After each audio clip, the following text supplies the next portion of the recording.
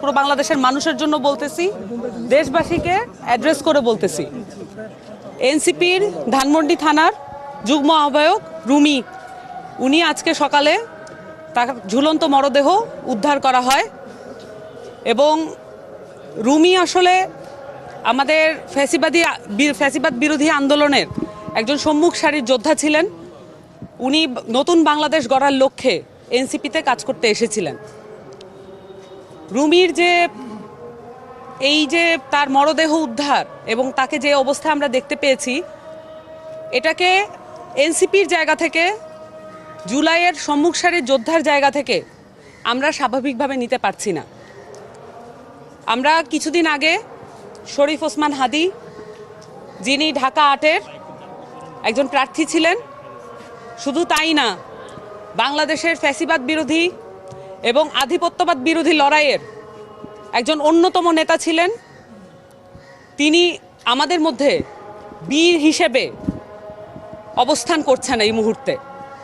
আমরা তার সুস্থতা কামনা করে আল্লাহর কাছে ফরিয়াদ করছি। কিন্তু এরই মধ্যে আমরা যখন খবর পাই যে আমাদের সহযোদ্ধা রুমি, তার মরদেহ যখন আমরা এভাবে ঝুলন্ত অবস্থায় পাই, যেমনটাভাবে হাদির মস্তিষ্ক ভেদ করে যাওয়া বুলেট যেমন আমাদেরকে ছিন্ন ভিন্ন করে ফেলেছে, রুমির ঝুলন্ত মরদেহ আমাদেরকে, এই বাংলাদেশের সকল মানুষকে এবং আমরা যারা এনসিপি সহ অন্যান্য যারা জুলাইয়ের সম্মুখ সারির যোদ্ধা ছিলেন, সকলকে এই ঝুলন্ত অবস্থায় আমরা দেখতে পাচ্ছি।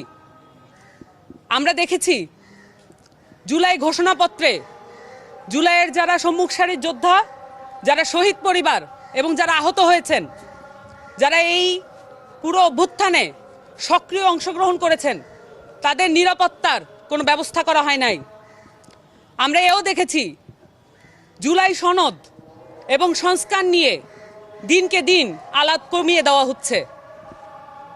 এমত অবস্থায় যখন পুরো দেশটাকে একটা এমন নির্বাচনের দিকে ঠেলে নিয়ে যাওয়া হচ্ছে, যে নির্বাচনে কিভাবে পুলিশ বাহিনী, আইন শৃঙ্খলা বাহিনী এবং অন্যান্য যে নির্বাচন কমিশন সহ এই রাষ্ট্রীয় সংস্থাগুলো কিভাবে কাজ করবে, সেটার কোনো সঠিক কোনো রোডম্যাপ নাই।